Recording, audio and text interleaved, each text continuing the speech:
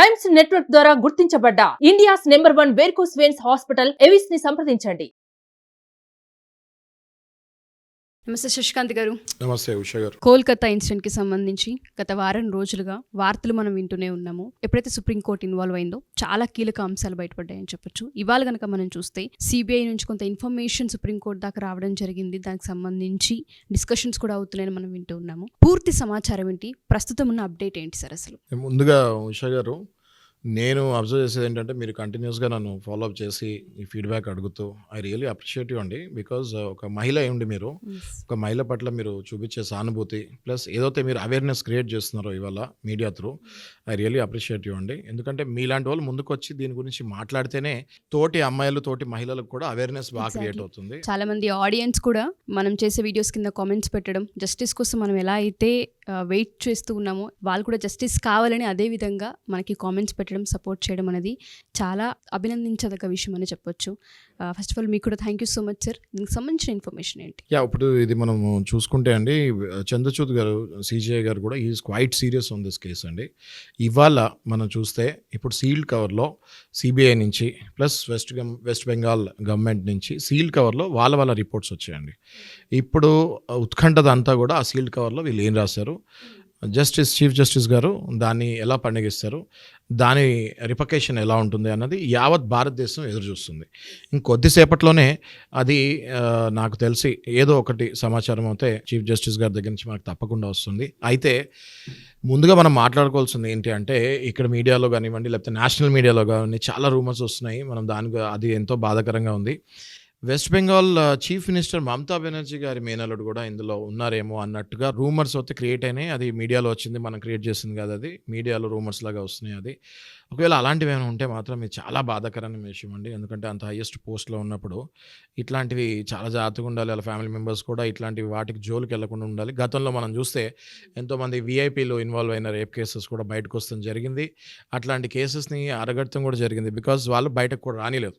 మనం flash back కనుక చూసుకుంటే కొన్ని రేప్ కేసెస్లో విఐపీ వాళ్ళ రిలేటివ్స్ కూడా ఇన్వాల్వ్ అయిన కేసెస్లో మనం సరిగ్గా చూసుకుంటే ప్రజలందరికీ తెలుసు అక్కడ విఐపీ తాలూకా బంధువులు ఎవరో ఉన్నారన్నది.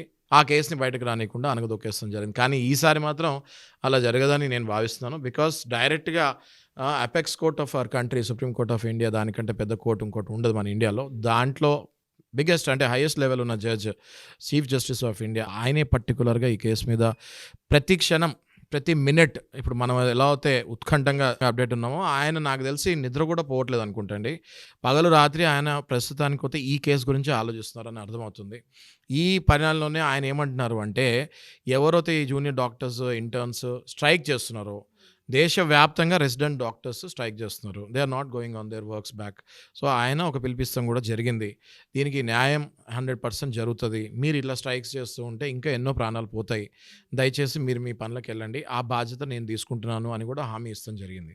సో ఇది ఇట్లాంటి కేసు మనం గతంలో చూసుకుంటే ఈ రేప్ అండ్ మర్డర్ కేసెస్లో ఇంత త్వరగా సుప్రీంకోర్టు దగ్గర నుంచి సుమోటో తీసుకొని ఇంత త్వరగా మొత్తం దేశవ్యాప్తంగా ఒక రకంగా చూస్తే ఆయనే he's reporting to the nation అన్నట్టు వెళ్తుంది. Really hats off to CJI, hats off to supreme court and hats off to CJI Chandrachud గారు అండి. Because he's reporting to the nation అన్నట్టుంది. ఇది ప్రతి క్షణము ఆయన కూడా దాని గురించి, ఆ కేసు గురించి ఆలోచిస్తూ మళ్ళీ ఇంకొక మర్డర్, మళ్ళీ ఇంకొక రేప్ అయ్యే వరకు ఎదురు చూస్తారా మీరు అని గవర్నమెంట్ని ప్రశ్నిస్తూ ఆయన మనలో ఒకళ్ళలాగా అయిపోయి, ఎవరు చీఫ్ జస్టిస్ గారు కామన్ మ్యాన్లో ఒకళ్ళలాగా అయిపోయి తండ్రి పాత్ర, ఒక అన్న పాత్ర పోషిస్తున్నట్టే కనిపిస్తుంది. నాకు ఇది చూస్తుంటే చాలా అమేజింగ్. జ్యుడిషియరీ సిస్టమ్ పట్ల రెస్పెక్ట్ మరింత పెరుగుతుంది అండి. మాలాంటి అడ్వకేట్స్ కానివ్వండి లేదా కామన్ పీపుల్ కానివ్వండి, ఒక జ్యుడిషియరీ సిస్టమ్ మీద రెస్పెక్ట్ ఇమెన్స్గా పెరుగుతుంది. బికాస్ ఇంత త్వరగా మాట్లాడతాము, ప్లస్ ఇది తన ఇంట్లో జరిగినట్టే ఆయన ఫీల్ అయ్యి దీంట్లో అసలు నిజాలు ఏంటి అని రిపోర్టింగ్ టు ద నేషన్ లాగా చేస్తున్నారు. Really hats off to. అయితే ఈ కేసులో ఇంకొక మలుపు ఎక్కడొచ్చింది అంటే, ఈ సంజయ్ రాయ్ అండ్ సందీప్ ఘోష్, ఈ సందీప్ ఘోష్ అనేవాడు ప్రిన్సిపల్, ఓకే, ఈ సంజయ్ రాయ్ అనేవాడు హీజ్ వాలంటీర్, ఓకే. అయితే ఎప్పుడైతే ఈ మర్డర్ జరిగిందో దీన్ని ముందుగా మనందరికీ తెలుసు, ఇంతకు గతంలో వీడియోస్లో మాట్లాడాం మనం, దీన్ని ముందుగా సందీప్ ఘోష్ ఒక సూసైడ్ లాగా చిత్రీకరించాలని ట్రై చేశాడు. ఎవరు? ఆ ప్రిన్సిపల్. ఓకే. అండ్ నెక్స్ట్ ఈ సంజయ్ రాయ్ ఏమో ఇది నేనే చేశాను ఇది అని కన్ఫెస్ చేస్తాడు. ఇదంతా చాలా క్లియర్‌గా అనిపియట్లేదండి చూసేవాళ్ళకి, ప్రజలందరికీ? మొత్తం భారతదేశంలో చూసేవాళ్ళు జనాలు వీళ్ళకంటే ఇంటెలిజెంట్ ఉంటారు కదా! ఇప్పుడు ఎప్పుడైతే అంత ఘోరంగా సూసైడ్ ఎవరైనా చేసుకోగలుగుతారండి?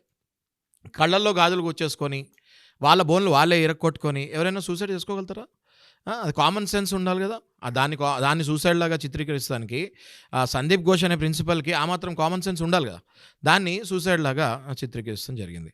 సంజయ్ రాయ్ అనేటోడు volunteer. He is normal civic volunteer ఆయన. ఆయన స్టేటస్‌కి Sandeep Ghosh principal of that university, that కాలేజ్‌కి దానికి దీనికి ఎంత వ్యత్యాసం ఉంటదండి? ఈయనొక నార్మల్ థర్డ్ క్లాస్ ఎంప్లాయీ ఈయన. ఆయనేమో highest level of the college. So, ఈయనకి వాట్సాప్‌లో చాటింగ్ జరిగిందని కూడా మనం వింటున్నాం. అండ్ ఆ వాట్సాప్ చాటింగ్ కూడా ఇప్పుడు రిట్రీవల్ అయింది. ఇద్దరికి మధ్యలో ఏం చాటింగ్ జరిగింది? ఇప్పుడు కామన్ థింగ్, ఇప్పుడైనా ఆఫీస్‌లో ఒక చైర్మన్ ఉంటారు. ఓకే. కింద వాచ్‌మెన్ ఉంటారు. ఓకే. వాచ్‌మెన్‌కి, చైర్మన్‌కి రెగ్యులర్‌గా వాట్సాప్‌లో చాటింగ్ అవుతదా? దాని మధ్యలో మేనేజర్లు ఉంటారు. దానిపైన ఇంకో మేనేజర్ ఉంటారు. ఈ వాచ్‌మెన్‌కి ఏమైనా కావాలంటే ఫస్ట్ మేనేజర్‌ని టచ్ అవుతారు కానీ డైరెక్ట్‌గా చైర్మన్ తోటి చాటింగ్ చేస్తారా? Hello, good morning, how are you అని? చేయరు కదా! అట్లాంటిది వీళ్ళిద్దరి మధ్యలో అలాంటి రిలేషన్ ఉంది.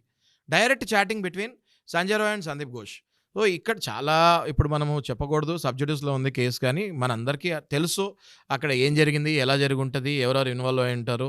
ఈ ఎన్నో పేర్లు, కొత్తగా పేర్లు ఎన్నో కొన్ని స్ట్రేంజర్ పేర్లు వస్తున్నాయి. ఆ స్ట్రేంజర్ ఎవరో కాదు, మమతా బెనర్జీ మేనల్లుడే అని రూమర్లు వచ్చాయి. సో, మనం దేన్ని నిర్ధారించలేం, because it is in sub judice కాబట్టి దేన్ని ఇదే అని మనం చెప్తానికి ఉండదు.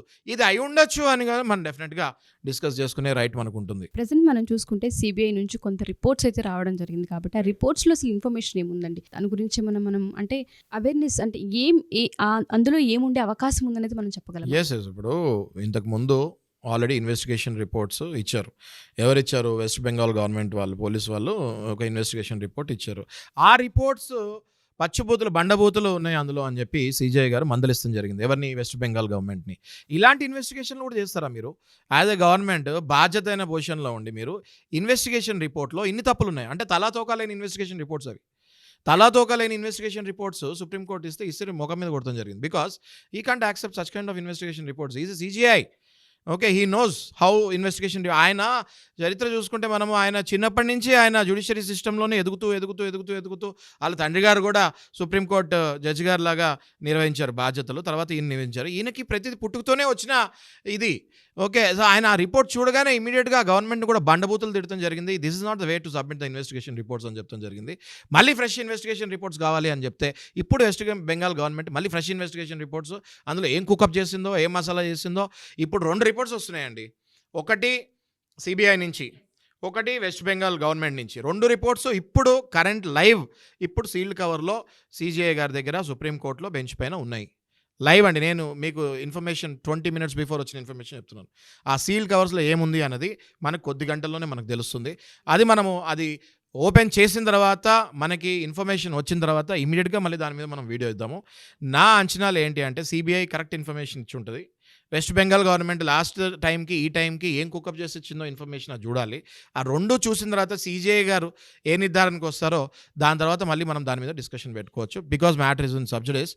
అంత డెప్త్కి మనం వెళ్ళలేము. అది వచ్చిన తర్వాత ఆయన దాన్ని ఎలా పనిచేస్తారో చూసి దాన్ని బట్టి మనం విశ్లేషణ చేసుకోవచ్చు అండి. కానీ ఒకటైతే కరెక్ట్ అండి, వాట్సాప్లో ఈ సంజయ్ రాయ్కి, సందీప్ ఘోష్కి అంటే ఈ వాలంటీర్కి, ప్రిన్సిపల్కి చాటింగ్ ఉంది అంటేనే చూసే జనాలకు అర్థం అవ్వాలి ఎవరు ఇన్వాల్వ్ అయి ఉంటారు. దాన్ని ఎప్పుడైతే అంత దారుణంగా మర్డర్ అయింది, ఆ బాడీ చూస్తుంటే మనకి రక్తపు మడుగులో పడున్న బాడీని చూస్తుంటే అది మర్డర్ అని క్లియర్గా తెలిసినప్పుడు దాన్ని ప్రిన్సిపల్ సూసైడ్ లాగా చిత్రీకరించాడంటే చూసే జనాలకు అర్థమవుతుంది. Just wait for few more hours. అది ఓపెన్ అవ్వనియండి. ఆ సీల్ కవర్ ఓపెన్ అయిన తర్వాత దాన్ని ఎలా విశ్లేషణ చేస్తారో, ఎలా పరిగణిస్తారో, చీఫ్ జస్టిస్ చంద్రచూడ్ గారు ఏం చెప్తారో దాన్ని చూసిన తర్వాత మనం దాని మీద మళ్ళీ విశ్లేషణ కూర్చుంటాం. యావత్ భారతదేశం ఇవాళ నోటెమ్మట వాళ్ళ నోట్లో ఓన్లీ సుప్రీంకోర్టు ఒకటి, చంద్రచూడ్ గారి పేరు ఒకటే అనుకుంటూ ఉన్నారు. అండ్ డెఫినెట్గా hats off to supreme court and hats off to CJI. ఇంత ఫాస్ట్గా అంటే ఎక్కడ ఏ మూల ఏ రాష్ట్రంలో జరిగినా సుప్రీంకోర్టు సుమోటో తీసుకుంటే జాగ్రత్త, ఒళ్ళు దగ్గర పెట్టుకోండి అని చెప్తాం జరిగింది. కాబట్టి ఎవరైనా దుర్మార్గులు ఇట్లాంటి రేప్కి, మర్డర్కి పాల్పడాలని అనుకుంటే మాత్రం ఒళ్ళు దగ్గర పెట్టుకోవాలి. బికాజ్ ఇవాళ సుప్రీంకోర్టు సుమోటోలాగా తీసుకొని ఈ కేసుని ముందుకు తీసుకెళ్తుంది. ఎదురు చెప్పే శక్తి ఎవరికి ఉండదు సుప్రీంకోర్టు ముందు. That's apex court of our country.